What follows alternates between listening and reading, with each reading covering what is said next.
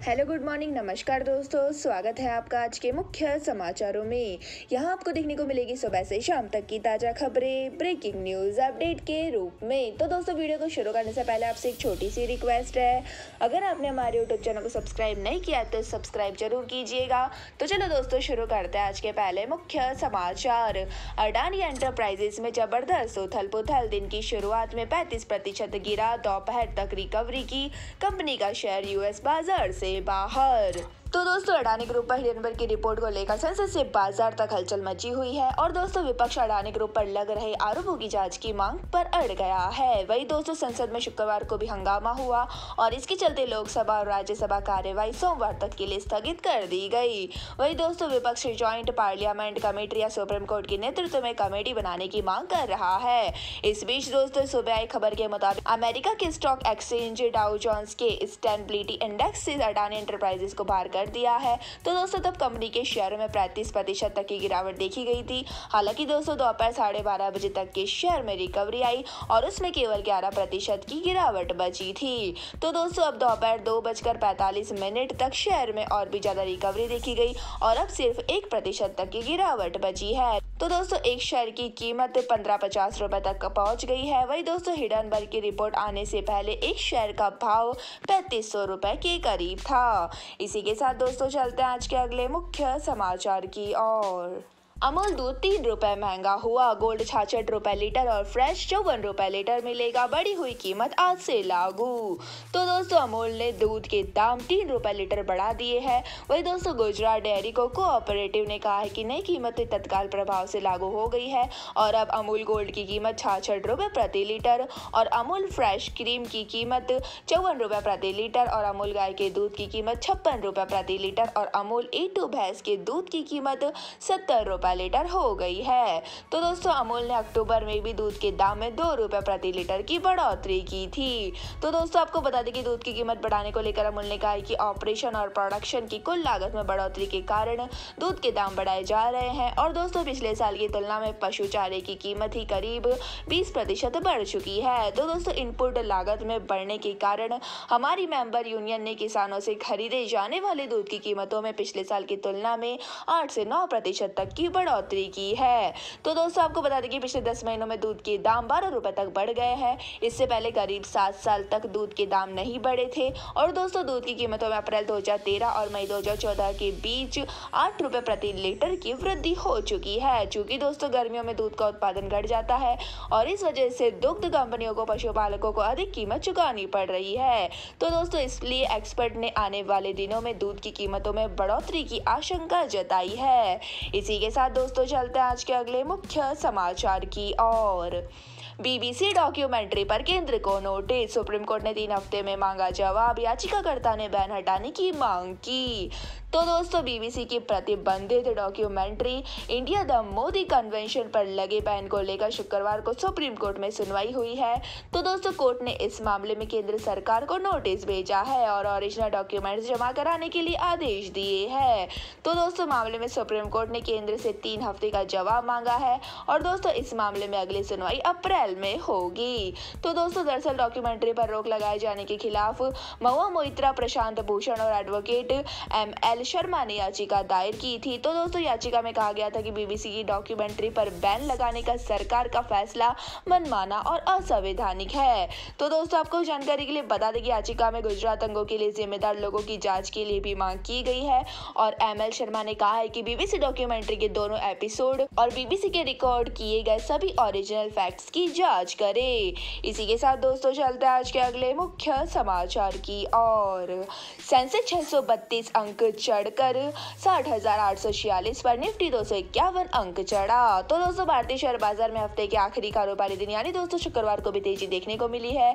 तो दोस्तों सेंसेक्स 923 अंकों की तेजी के साथ 60,856 के स्तर पर कारोबार कर रहा है। वही दोस्तों निफ्टी 239 अंकों की तेजी के साथ 17,860 के स्तर पर आ गया। तो दोस्तों बाजार में लगातार 5वें दिन भी यह तेजी देखने को मिल रही है। तो दोस्तों सेंसेक्स के 30 शहरों में से 18 में तेजी देखने को मिली, वहीं 15 शहरों में गिरावट रही।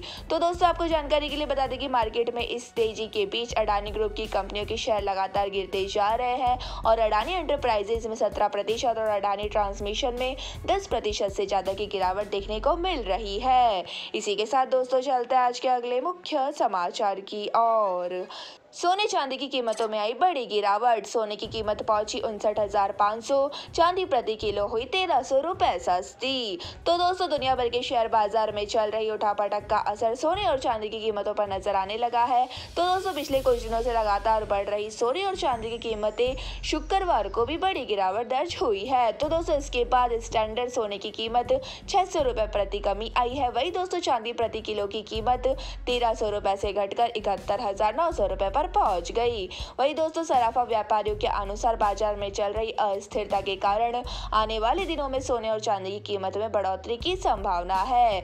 तो दोस्तों इससे पहले गुरुवार को स्टैंडर्ड सोने की कीमत 60,150 रुपए पर पहुंच गई थी। वही दोस्तों 24 घंटों में हुई गिरावट के बाद भी बाजार में ग्राहकों की कमी नजर आ रही है। इसी के साथ दोस्तों चलते हैं आज के अगले मुख्य समाचार की ओर।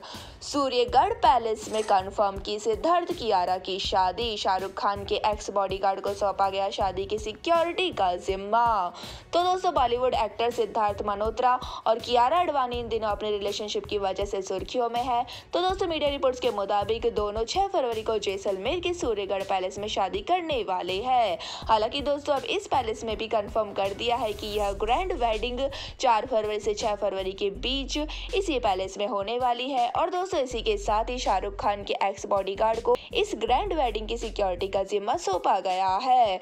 तो दोस्तों दरअसल फोटोग्राफर विरल भयानी ने गुरुवार को सोशल मीडिया पर एक पोस्ट करते हुए लिखा था कि हम कियारा और सिद्धार्थ की शादी को कवर करने के लिए जैसलमेर जा रहे हैं और हम कल लैंड करेंगे और फिर जीप लेकर जैसलमेर जाएंगे। इसी के साथ दोस्तों चलते हैं आज के अगले मुख्य समाचार की ओर। असम में बाल विवाह के 4,000 से ज्यादा केस, अब तक 1,800 लोग अरेस्ट हुए। सीएम बोले शादी में शामिल होने पर भी कार्रवाई होगी।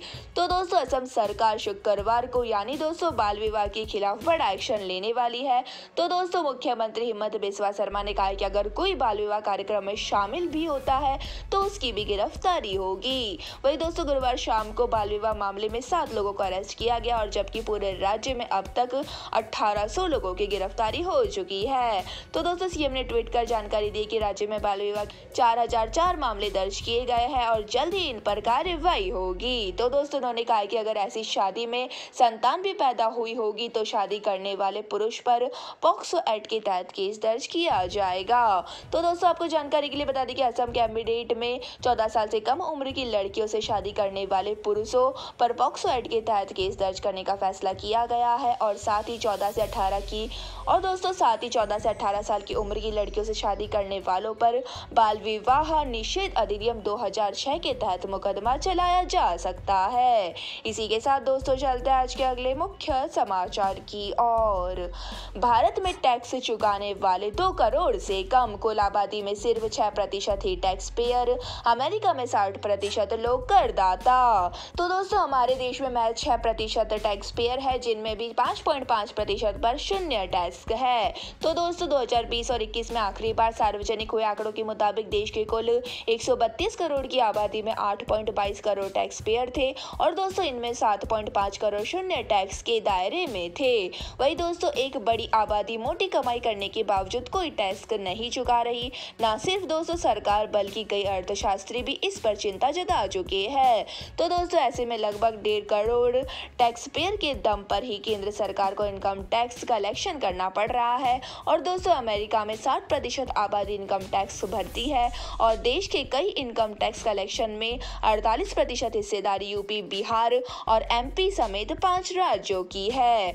तो दोस्तों आपको बता दें कि 1 लाख रुपए से ज्यादा टैक्स भरने वालों की संख्या 30,08,033 है। वही दोस्तों 1 से 10 लाख रुपए के बीच टैक्स चुकाने वाले करदाता 27,93,463 है। वही दोस्तों 1 करोड़ रुपए से ज्यादा टैक्स चुकाने वालों की संख्या 5072 है।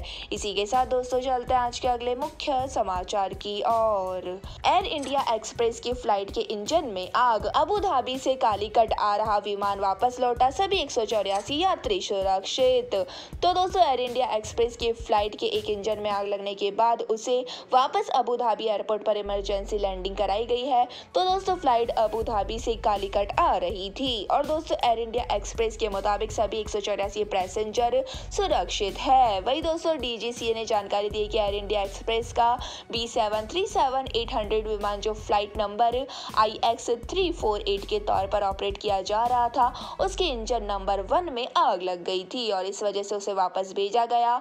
वही दोस्तों डीजीसीए ने बताया कि VTAYC के नंबर से रजिस्टर्ड विमान में जिस समय आग लगी उस समय वह 1000 फीट की ऊंचाई पर था। तो दोस्तों आपको जानकारी के लिए बता दें कि एयर इंडिया के एक अधिकारी ने बताया कि फ्लाइट शुक्रवार सुबह केरल के कालीकट के लिए उड़ान भरी थी और टेक ऑफ के दौरान उसके फ्लाइट मैनेजमेंट सिस्टम में तकनीकी खराबी आ गई और दोस्तों बताया जा रहा है कि उड़ान भरने से पहले पायलट ने इस खराबी को नोटिस नहीं किया था। हालांकि बाद में आग की जानकारी मिलने के बाद उसे वापस अबू धाबी भेज दिया गया और सुरक्षित लैंड कराया गया। तो दोस्तों यह थे हमारे आज के मुख्य समाचार। इसके बाद दोस्तों बारी आती है आज के माइंड क्यूज क्वेश्चन की। तो दोस्तों आज का माइंड क्यूज क्वेश्चन आपकी स्क्रीन पर आ चुका है। श्रीलंका की राजधानी वर्तमान में क्या है? जी हाँ दोस्तों, अगर आप जानते हैं श्रीलंका की राजधानी वर्तमान में क्या है तो फटाफट से हमारे सवाल का जवाब दें, कमेंट्स करें और जल्दी से जीत लीजिए एक शानदार सरप्राइज गिफ्ट आइटम। धन्यवाद दोस्तों, जय हिंद।